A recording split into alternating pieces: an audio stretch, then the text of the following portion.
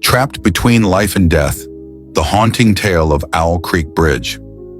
The fateful event in our tale unfolds amidst the turbulent era of the American Civil War in the 1860s, a fierce and bloody conflict between the Northern Union states and the Southern Confederate States. In this charged atmosphere of war and division, a tragic episode occurs on the isolated and foreboding Owl Creek Bridge. A group of determined Northern soldiers has captured a defiant Southern farm owner, accusing him of sabotaging their military operations by attempting to obstruct Northern troop movements across the critical river crossing. His punishment is swift and merciless: death by hanging. In the fleeting moments before the noose tightens around his neck, the condemned man's mind slips into a desperate escape. His reality fractures, giving way to vivid, imagined freedom. The entire unfolding narrative becomes a vivid manifestation of the prisoner's deepest yearning, an escape born from the fierce will to live in the final seconds before death claims him. And now we present this haunting tale, brought to life by Shep O'Neill. Narrator: a solitary man stood silently upon the rugged wooden planks of a remote railroad bridge deep in the heart of Alabama, gazing down into the swift, churning waters of the Owl Creek River far below. His wrists were tightly bound behind his back, the coarse rope biting into his skin. Around his neck hung a sturdy noose, the thick rope stretched taut and securely fastened to a heavy timber beam above. The rope seemed almost alive, waiting with cold inevitability to fulfill its grim purpose. Nearby, 3 grim-faced Northern soldiers, hardened by war, stood as motionless as statues, their eyes fixed on the captive. Their rigid stance mirrored the silent tension hanging thick in the humid air. They awaited the final command from their captain, the dreaded order that would send the condemned man to his death. Every detail was meticulously prepared. Every soldier was in position. The prisoner, pale but composed, stood resolutely, his face a mask of suppressed emotion. His piercing eyes remained uncovered, allowing him one last, unfiltered glimpse of the world he was about to leave forever. Slowly, his gaze lowered, following the rough lines of the wooden bridge until it reached the shimmering, restless waters far below. A deep breath shuddered through his chest as he closed his weary eyes, shutting out the harsh reality of his fate. In the engulfing darkness behind his closed lids, he sought refuge in the comforting images of his beloved wife and innocent children. He yearned to fix their faces firmly in his mind, to carry their memory with him into the abyss. But even in this sacred mental sanctuary, he found no peace.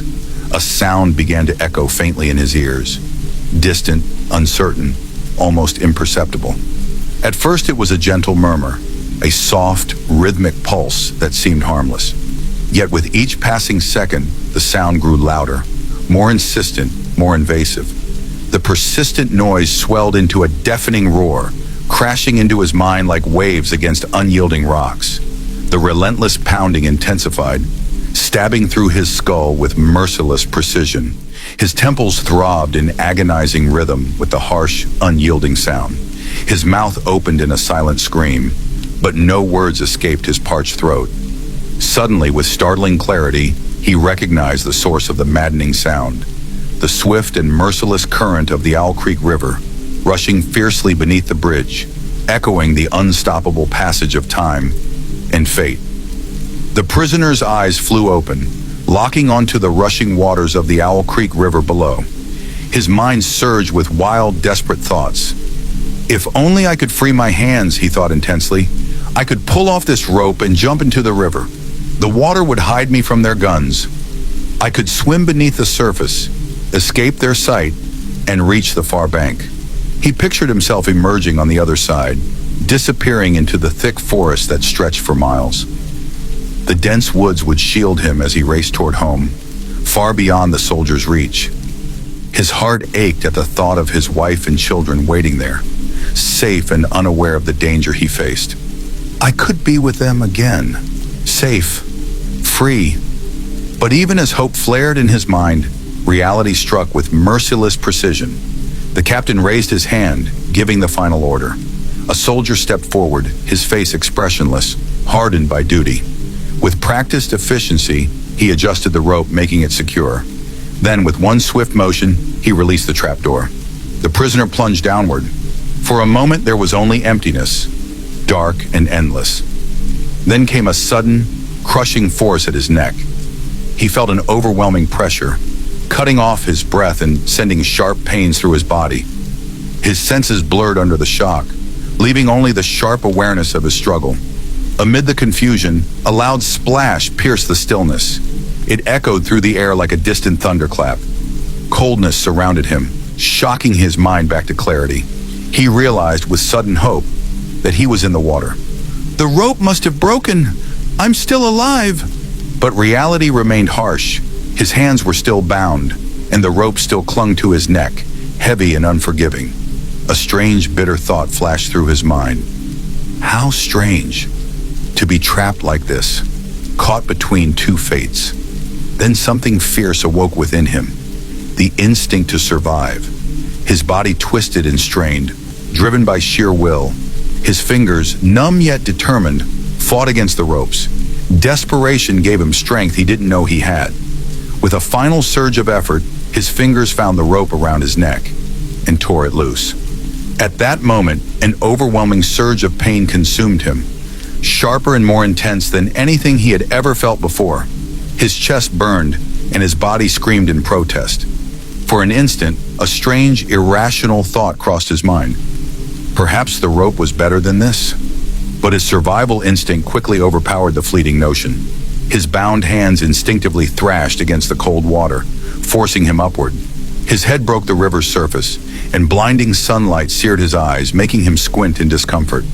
His mouth opened wide, gasping for air. His starved lungs greedily pulled in the cool oxygen, but the rush of air was almost too much, a painful relief. He exhaled with a choking cry, forcing out the breath that burned inside him. Suddenly, clarity returned. His senses sharpened beyond anything he'd ever experienced. He heard the faint hum of insects' wings slicing through the air, the gentle ripple of fish moving beneath the water, and the rustling of leaves on distant trees. Every detail of the world around him stood out in stark relief, sharp and vivid. He could see the intricate veins on each leaf lining the riverbank, their delicate patterns etched clearly in the bright sunlight. Then his eyes locked onto the bridge. He saw the soldiers and their commanding officers standing like dark, imposing figures against the sky. Their distant shouts reached his ears, distorted by the wind and water. They pointed at him with frantic urgency. Their faces seemed almost monstrous, twisted by determination and rage. A sudden, sharp crack echoed through the air. Gunfire. He barely had time to register the sound before something splashed violently into the water near his head. Another shot rang out, and he saw one of the soldiers taking aim with cold precision. Realizing the deadly danger, he knew he had to reach the cover of the forest. He heard the commanding officer shout more orders, urging the men to fire again. Without hesitation, the prisoner plunged beneath the water's surface, diving as deeply as his body would allow. The muffled roar of the river filled his ears, blending with the echo of distant gunshots above. He surfaced again, gasping for air, just as more bullets struck the water around him. Some grazed his face and hands, stinging like burning lashes. One even slipped into the top of his shirt, searing his back with its lingering heat before sliding away into the depths. Despite the danger, he noticed with growing hope that the current had carried him farther from the bridge. The soldiers were now smaller figures in the distance. Gritting his teeth, he summoned all his strength and began swimming with powerful, determined strokes, his eyes fixed on the distant line of trees that promised safety and freedom. As he swam desperately, the soldiers continued firing their rifles, and soon after, the thunderous boom of a cannon shook the air. The river exploded with violent splashes, but miraculously, none of the shots found their mark. He pushed forward with renewed determination, battling the relentless current. Then, without warning, he felt himself pulled into a powerful whirlpool. The swirling water gripped him like an unyielding hand, spinning him around in dizzying circles.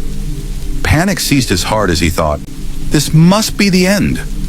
Just as suddenly as it had captured him, the whirlpool released its grip and flung him toward the shore. He tumbled onto the solid ground, gasping and trembling. With overwhelming relief, he pressed his lips to the earth beneath him, savoring its firm, unmoving reality. The air shimmered with a soft pink glow, and the wind sang gently through the trees, creating a serene, otherworldly melody. He longed to rest there, to stay in this peaceful place forever. But his peace was short-lived. Another cannon blast shattered the stillness, and bullets hissed above his head. Driven by survival, he staggered to his feet and sprinted toward the forest, its towering trees offering the only promise of refuge. At last, he stumbled upon a wide, straight road cutting through the dense woods. Strangely, the road seemed deserted, untouched by human life.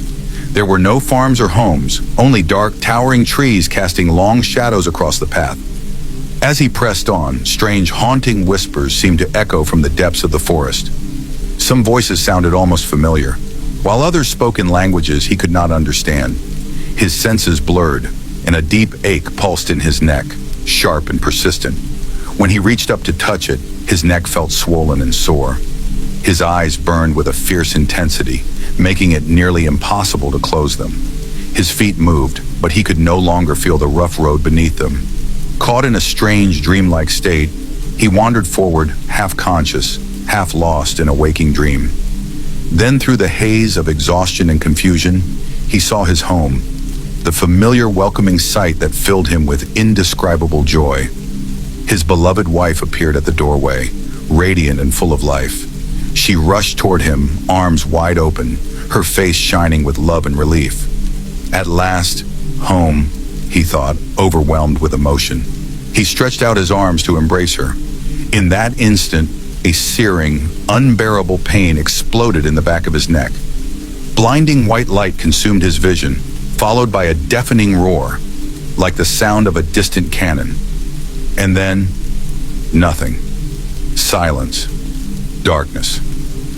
Back at the Owl Creek Bridge, the prisoner's lifeless body hung motionless at the end of a rope, gently swaying from side to side beneath the wooden beams.